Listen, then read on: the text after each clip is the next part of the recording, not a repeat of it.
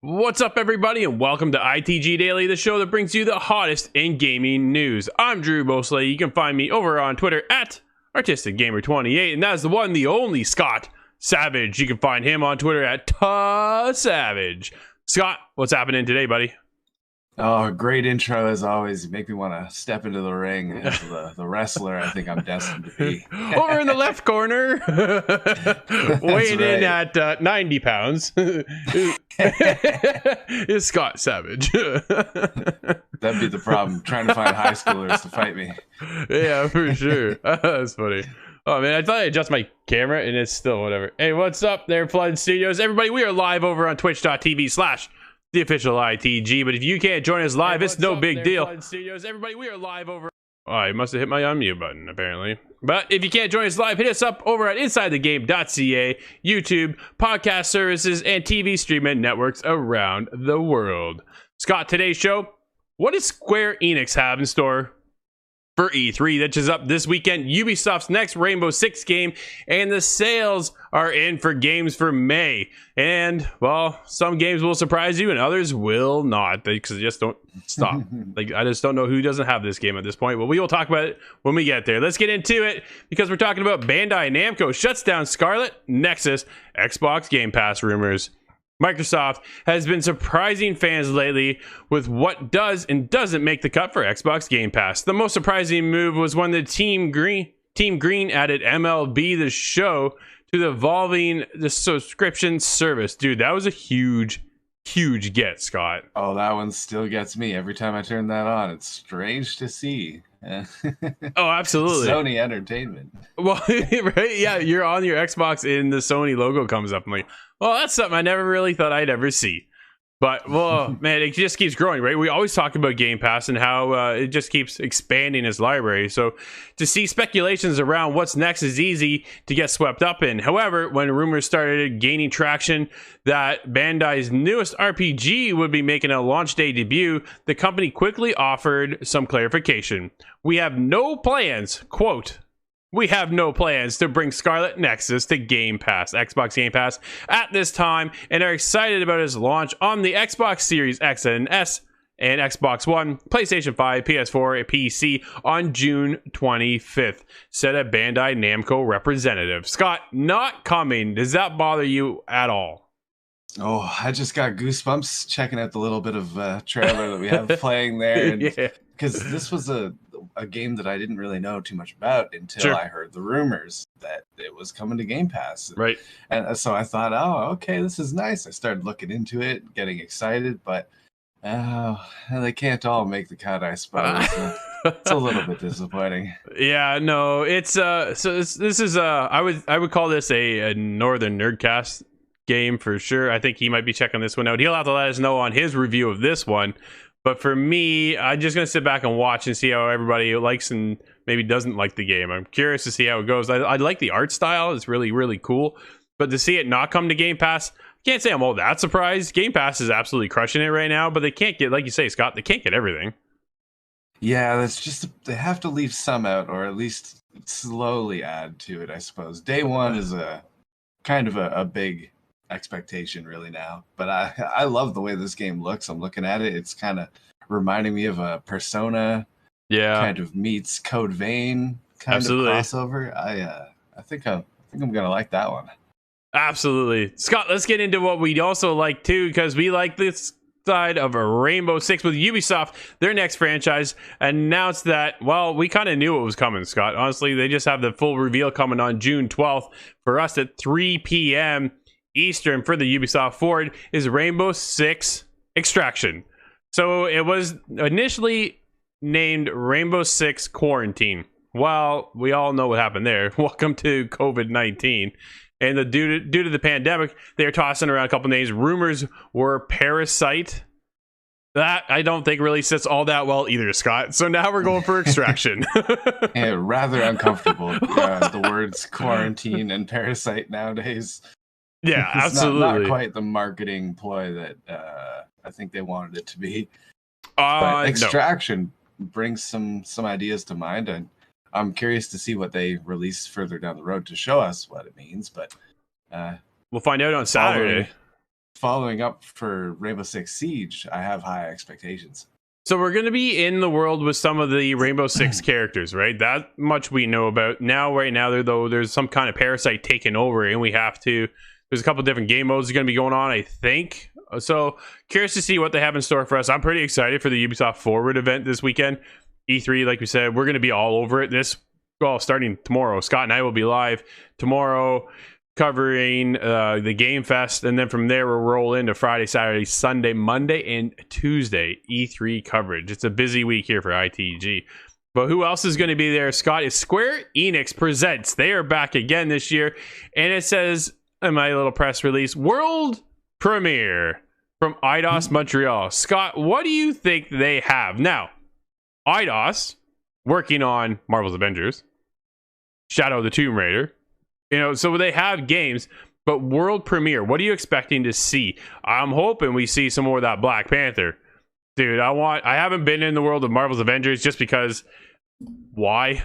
I guess at this point, I played the game, I beat it, I finished it, I've done all the DLC, I'm done that too. But that's what I jump in for. Is I jump in for the DLC and then I bail out, right? Like I don't go back in for to grind for what purpose? I don't feel like there is a purpose right now. There's no raid in there. There's no nothing.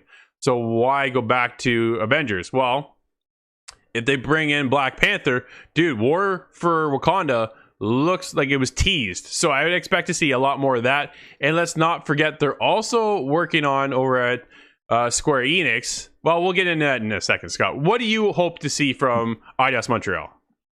Well, I'm a real big fan of the latest Tomb Raider trilogy.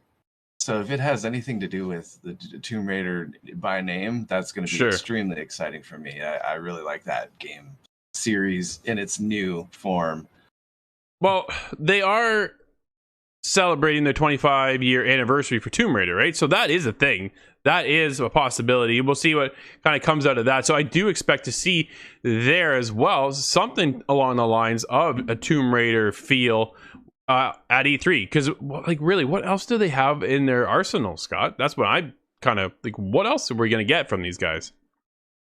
Yeah, I was thinking that it's not going to be a Hitman title. That's for sure. No.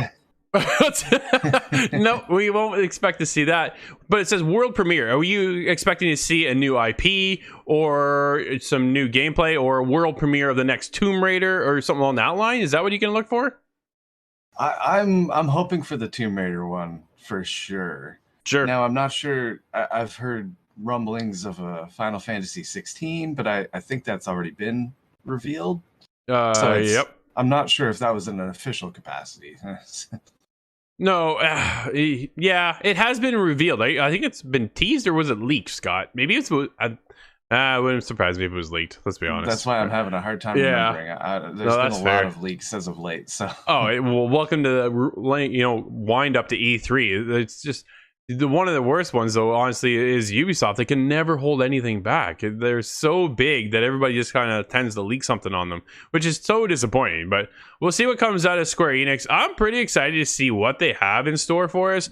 Like, we're just pumped for E3 in general. So I'm just excited for the whole weekend, man, because we got a lot to watch, a lot to uncover, and a lot to hopefully discover as well with new announcements, new games. What else can we be pumped up for? Are we going to get stuff this year? Or are we looking for stuff like in 2023? You know what I mean? Because yeah, they like to show us stuff in the long distance future, which is nice to see what we can expect going down the line. But I want to know, what are we playing right now, and what are you going to do to get me back into Marvel's Avengers, man? Because I'm kind of missing it, to be honest. That one's I think that's a very supported title. So I think we could see that War of Wakanda. We could see something else teased that's still kind of further out. Yeah. I think that's likely. Northern Nerdcast says world premiere of Final Fantasy 16, gameplay maybe. He says just a cinematic, not gameplay. I can see that too. I can see that. Yeah. But okay, so we've touched on this before too, Scott. How much do we really want to see the cinematic versus actual gameplay? I want to see gameplay. What am I playing? Yeah, at least some sort of concept for gameplay, even if it's not a finished, a total tailored kind of presentation. That's fine with me. Just some sort of hint. Personally, I'm a little disappointed at the announcement of 16. I don't know much about Final Fantasy 16 at this point, but I was hoping for 15 too, personally. Yeah, I don't know if that's gonna happen. My favorite anime boy band coming back. Yeah, let's get into some other stuff here. We're gonna get into the world of Superman, Rick and Morty, and aliens are coming to Fortnite Chapter 2, Season 7, Invasion. Fortnite Chapter 2, Season 7 sees an explosive attack on the world we've come to know and love. And following the invasion comes a border of aliens bent on destruction. Rick and Morty are chasing the party with Rick himself, and according to Epic Games, you can't have aliens without Superman himself either. So look for all kinds of craziness happening over. Dude, are you into the world of Fortnite? I haven't actually played Fortnite. I believe it's been about 8 months, actually. It's been a while. I was super excited to jump in when I had to stay at the hospital, and my Nintendo Switch was brought to me. Sure. The first thing I loaded up was Fortnite, and I was happy to jump into something familiar like that. But it's been quite a while now, and I would really like to hit everybody with my Rick Sanchez voice, but it's just I don't have it. I'm not ready to show it again. Just not there yet, eh? I had a very convincing Morty, but to see them jump into this game, I mean, Fortnite is just kind of this cornucopia of IPs at this point. It's interesting to see that they went this route with Rick and Morty. I was not expecting that. No, and that's the thing now, I think, moving forward with Fortnite, you never know who you're going to get in the game, right? That's the biggest thing. There was a bunch of rumors of The Rock, Dwayne Johnson himself being in there, but it hasn't seemed to come to fruition quite yet. But honestly, at this point, I wouldn't be surprised. We've seen so many, big standouts hit this game, and it's people are all over it, anywhere from the Marvel to the DC to the streamers themselves. It's just been nuts to see Fortnite from what they started to where they are now, and now in the Chapter 2, Season 7. It's crazy to see that this game just doesn't stop. No, I'm wondering if we should take bets. What season do you think they're going to get to? Oh, okay. Let's do it. Let's see. So we're on Season 7 now. This is Chapter 2, right? We're on Chapter 2. So they're going to bring out Chapter 3? I don't know. I want to say, I feel like Fortnite is kind of tapered off. We've seen the hardcore jump in, but they haven't really stuck around all that much. Everybody's kind of moved on to Call of Duty. So I think they get to Season 10. And then you really see the decline of Fortnite. I'm calling it. But I think we got 3 more seasons, Scott, before it starts to kind of really taper off. Where are you at? I could see that for sure. Within the next, if we assume that season 10 could be the end of this chapter, I think a chapter 3 is going to come around. But they're really going to have to up the ante by bringing in more IPs, crazier crossovers. I think they're going to try and there'll be a bit of a death rattle, so to speak, of that game, because to your point, there is a lot of other battle royales out there. I don't think that's going to slow down anytime soon. Halo Infinite, maybe, right? I wouldn't be surprised. But a winding down, I think, would make sense soon. Fortnite's been around for years now, so yeah, they have to be losing steam eventually. I think so. Who seems to be wanting to pick up, though, a little bit of steam is Valorant moving to mobile. The community celebrates over 14 million active players, Scott, with a vivid color palette as well as character designs that are reminiscent of other infectious hero shooters. It's no wonder that Riot's team-based title has finally amassed 14 million active players, with 500 million gamers played in the first year alone. Scott, you jumped into Valorant. You were all over this for a while. What are your thoughts on this? Because we're about to get in a little bit further here. But first of all, first impressions of Valorant, Scott. Well, I dipped a toe. I bumped shoulders with a few that were way more skilled than I was. Oh, man. But I had played a little bit of Counter-Strike when I was much younger. So sure. It was interesting to jump into something that's a fresh breath kind of take on that. Yep. But with characters kind of like an Overwatch sort of feel. I had high hopes for this game, and it looks like a lot of people are on the boat. 14 million active players is nothing to sneeze at. Exactly. Yeah, for sure. That's affording them. I'm sure that's affording them a lot of longevity with this title. So to see it go mobile, that's a surprise for me. But as we've talked about on the show, actually quite a few times, a lot of things are going mobile now. Well, exactly, right? You've seen the huge success of PUBG Mobile go over there, as well as Call of Duty go mobile. So why wouldn't they, right? So I got, quote, one of our top goals this year was to earn the trust and respect of the global FPS community and to prove to them that Valorant will always uphold the fundamentals of a truly worthwhile competitive TAC shooter. Statement, executive producer Anna Donlin. To see our growing player community recognize and appreciate what we're trying to do with Valorant is beyond what we could have expected, and we're thrilled to soon offer the same competitive Valorant experience to even more global players. bringing it to mobile.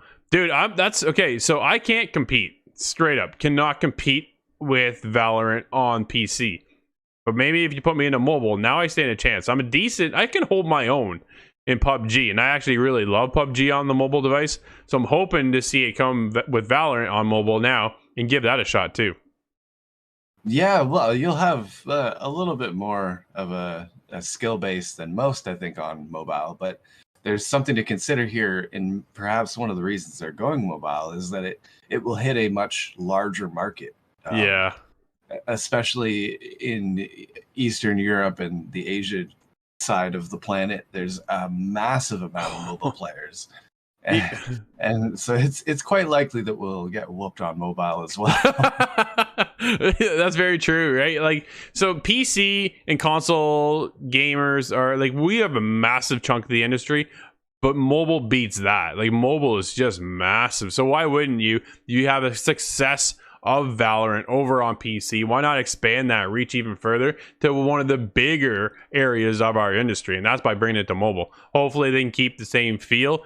Now, a lot of people may not want to do that, but I think they're going to captivate a whole other audience, Scott. Like, people who can't kind of keep it in touch over on the world of PC, or those who don't have a PC can even run Valorant. Now, Valorant is made to essentially run on anything at this point, as they've stated in the past. But at the same time, dude, the keyboard and mouse is just a different feel than a whole other versus a console or versus a controller and mobile side of things, right? So we'll see. Oh yeah, it's going to be interesting to see how that ages.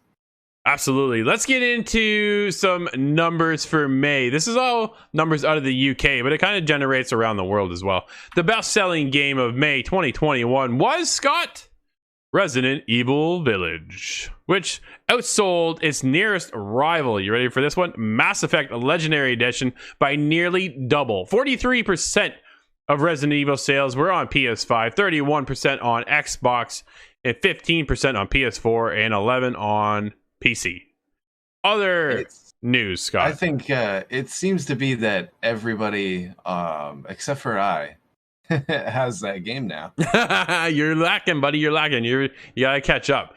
Other new releases in May included Hood, Outlaws and Legends. Dude, I personally love this game. It has a competitive edge to it that can really kind of grind my gears. But the biggest problem for me right now with Hood, this is placed in at number 13 out of the 20 list that we'll have to go through here in a second. But for me, the biggest problem right now with Hood, Outlaws and Legends is that the cross-play isn't from console to console. It's console to PC. So I mean Xbox to PC. Why can't I hook up with my brother who's over on the PlayStation 5 and me over on the Xbox Series X? Why can't we connect there? That would be a little bit of a more level playing field right now, because you have certain characters like Robin himself, who's this bow and arrow character, right? Like Marianne has these other shooting little darts. You just get rocked in the PC world by those guys, man. Yeah, I was gonna say we have a little bit of experience with the cross-plat to PC. Yep. And sometimes the PC player could be one in the whole room, but just dominates. Exactly. So, I've reached out a few times and just, dude, I'm not getting a response. I just wanted to come cross-play between consoles. But let's break down the list, because we got a huge list here of 20 games and some interesting ones to start, Scott. Obviously, Resident Evil Village taking number 1. Number 2 came in with Mass Effect Legendary Edition. Number 3 was FIFA 21. And here we go again. Scott, we touch on it all the time. Who does not own GTA 5 yet? Coming in at number 4. That is crazy to me that game is... Dude, you can now play that game on a Casio calculator or a microwave. Like, it's just, man, this came out in 2013. Well, holy crap. Who hasn't owned this game? It's still hitting charts every single month. It's such a money maker over there for Rockstar and 2K. It's just nuts. And then number 5 is NBA 2K21, then Spider-Man Miles Morales, fantastic game. Call of Duty Black Ops Cold War, Animal Crossing. Number 9 is Red Dead 2. Red Dead Redemption is fantastic. I'm like this close to wrapping up that story finally and loving every minute of it. Number 10 came in with Pokemon Snap. 11 was Mortal Kombat 11, Assassin's Creed Valhalla, Hood, Outlaws and Legends, Super Mario 3D World, plus Bowser's Fury. Pokemon Sword was 15. Mario Kart 8 Deluxe. Man, that one's always on there too, right? Top 20 is Still at least going, yeah. Absolutely. Number 17 was Tom Clancy's Rainbow Six Siege, one of my favorite games of all time. 18 is Minecraft. Scott, Minecraft. It's still there, dude. Like, holy. Miitopia came in at number 11. Now, to take quick note, digital sales are never accounted for when it comes to Nintendo. I don't know why. It's just something that they don't do. And then It Takes Two out of EA came in at number 20. That is a pretty cool list, my friend. Yeah, those are all solid hits as far as I'm concerned. There's the things that don't surprise me is the FIFA and the NBA. They're always popular every year, so I could have guessed that one, but it's interesting to see Red Dead Redemption still all the way at the top and Pokemon Sword still going. I thought everybody would have owned that already. I mean, that's been out for a while now, but I suppose it's just slowly rolling as we go through this pandemic. People are clearing their backlogs and they're just hungry for games still. Yeah, no, for sure. Like I'm not surprised to see these games on here, but they're like, who doesn't own GTA 5 that it keeps selling every month? Now I wonder, Scott, is it the fact that the game is selling, or is it all of the microtransaction that just keeps it up there every month, right? Now it does say this is digital and physical sales, so this has got to be game purchases, right? Like, man, I would think so, yeah, but just crazy.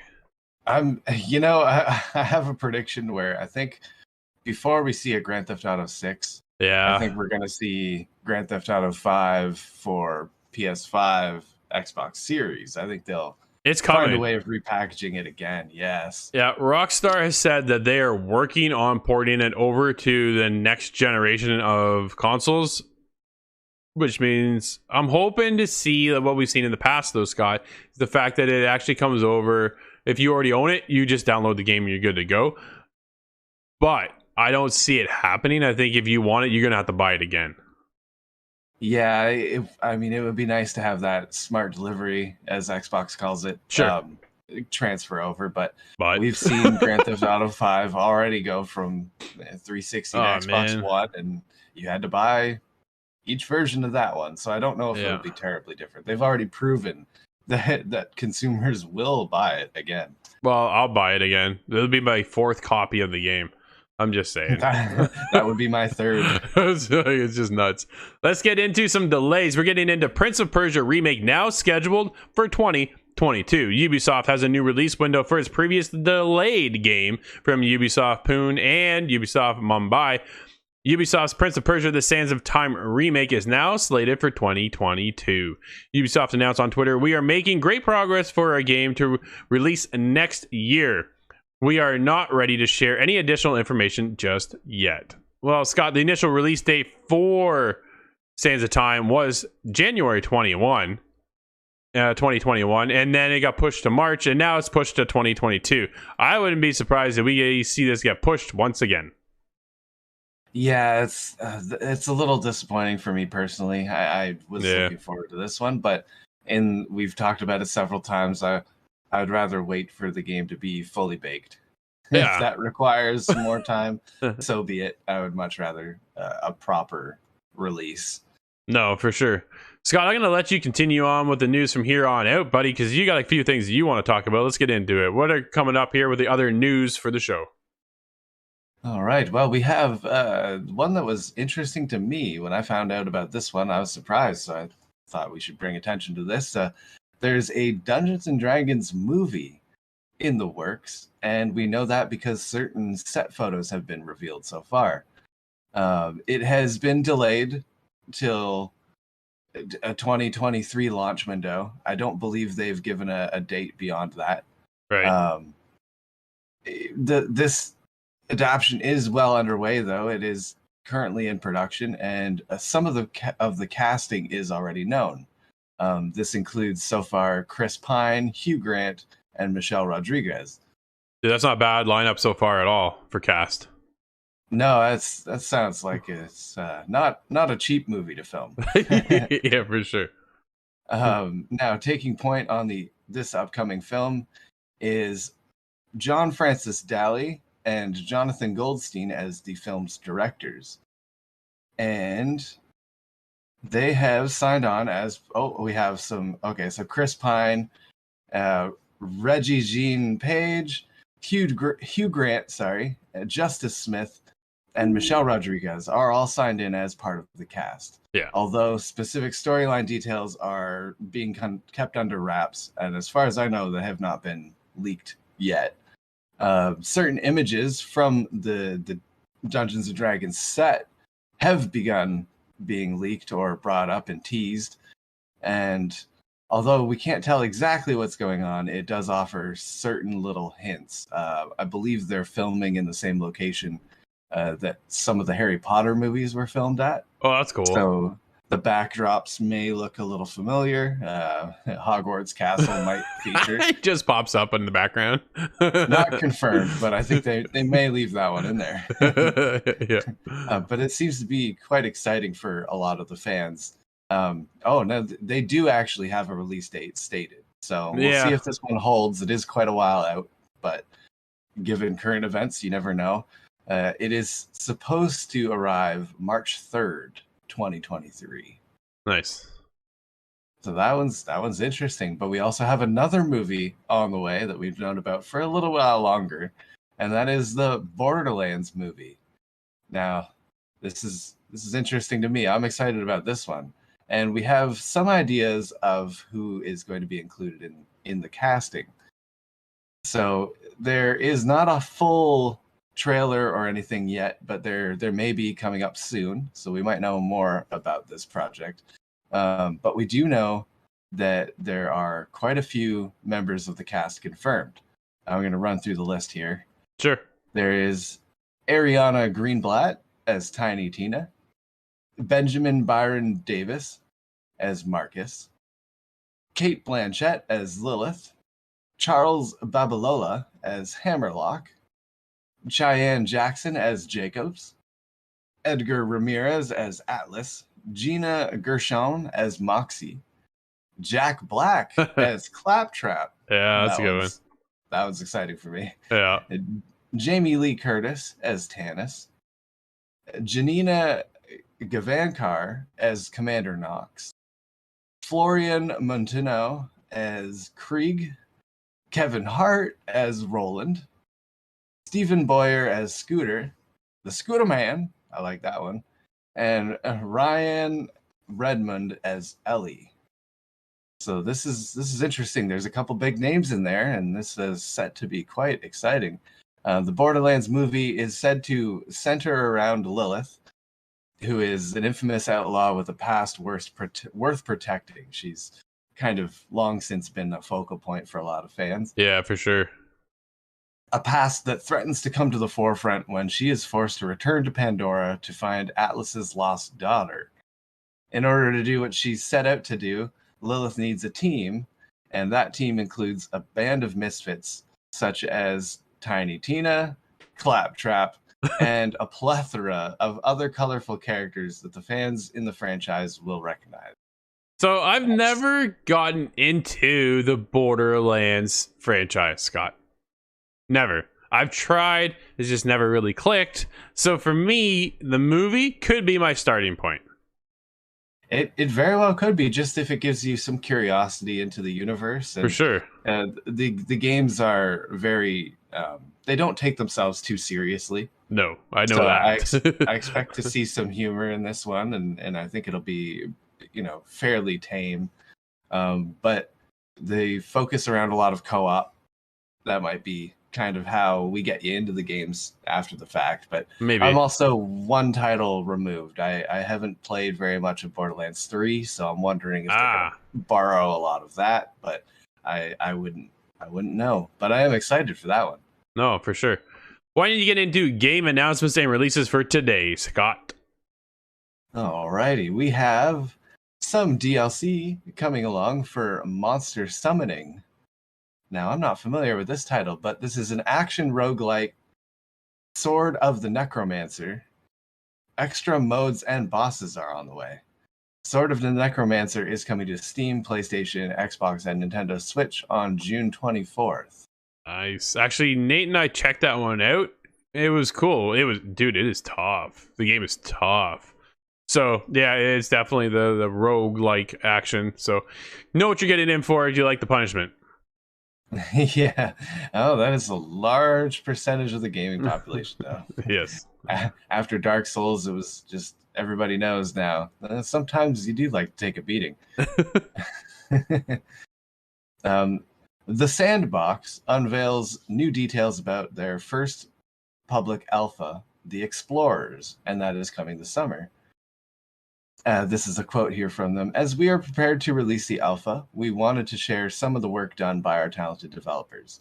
Our goal with the Sandbox has always been to empower players to create personalized experiences while using the unique advantages of NFTs to distribute high-quality designs while supporting creators.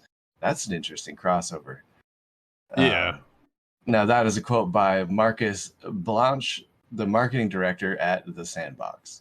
Dude, what do you think of another game where you're building more games? We've seen a lot of these in the past. We just talked about Creata yesterday getting purchased by Facebook for Facebook Gaming. You know, a lot of these are based on creators, and if you can't make a great game, or if you have no interest in it, I just feel like it's a bit of an almost like a niche genre in a sense. Does that make any sense, Scott? Yeah, I think you're correct on that one. Now, it's been proven to be very popular in the terms of Mario Maker for one. Yeah, for sure. But that's quite limited. You can only make Mario out of that, right? So Yeah. Creata and I'm struggling to remember the one that you played on the PlayStation. It's the beginning of a new genre that's developing. Dreams. I think that's Dreams. That's the one where much more open. You can create a lot, very unique, or at least quite a variety of different things you can create out of that. I think that's very interesting. Yeah, we'll see what happens. I'm curious to see and follow this one along and see if there is success at the end of the light for the Sandbox. Yeah, I would like to see one of them take hold and allow players to produce some really good content. I think that could go really well. Yeah, for sure. Of course, I don't want to leave out any of the main developers. I would still like them to, of course, first of all, retain their job, and secondly, produce nice quality content as well. We'll never replace them that way. No. And on that topic, there are a few releases today coming from mainline developers. One that's very interesting to me is Green Hell. That makes its way to the PlayStation 4 and the Xbox One today. Nice. Dude, that game is awesome. We played it on early access for Steam, and now it's over on the consoles. We will be jumping into that one, Scott. Oh, yes. I certainly will be. Then we have Later Daters on the Xbox Series consoles and the Xbox One. Not quite sure what that one includes. We also have No More Heroes and No More Heroes 2 Desperate Struggle making their debut on PC. And lastly, there is Phantasy Star Online 2 New Genesis, and that is releasing on the Xbox Series consoles, the Xbox One, and the PC. And Scott, that'll wrap up today's show. Everybody, thank you for hanging out with us. This is ITG Daily, the daily show that brings you all the hottest in gaming news. If you can't join us live over on twitch.tv/theofficialITG, it's no big deal. Hit us up later at insidethegame.ca, YouTube, podcast services, and TV streaming networks around the world. We'll be back tomorrow. E3 is just getting started, starting tomorrow afternoon. So make sure you join us later tomorrow night as well. We'll be back with all kinds of content. So until tomorrow, we'll see you inside the game.